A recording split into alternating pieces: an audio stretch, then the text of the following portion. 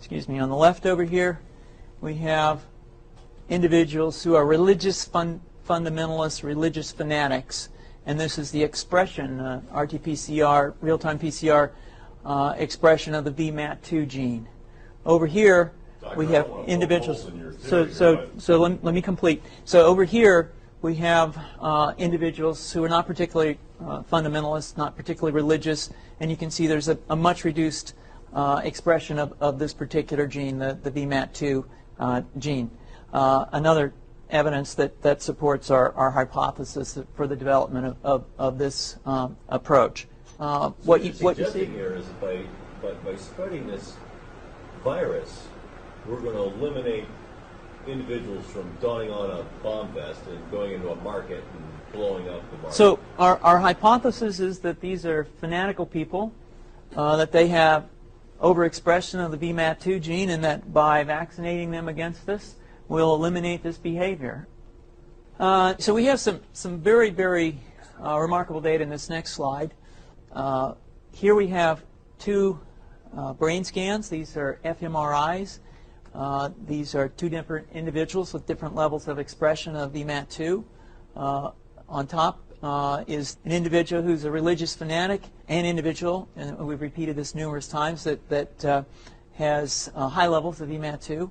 Now, this individual down here who had low levels of the VMAT2 gene, this individual would self-describe as not particularly religious.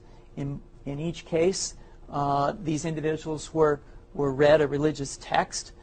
This individual lit up the right middle frontal gyrus, shown here, and that's a part of the brain that's associated with theory of mind. It's a part of the brain that has to do with intents and beliefs and desires.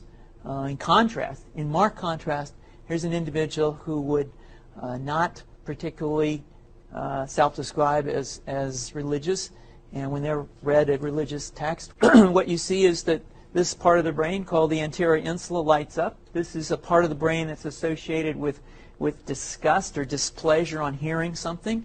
So you're suggesting I take a CT scan with me when I'm evaluating people to determine whether I put a bullet in their head?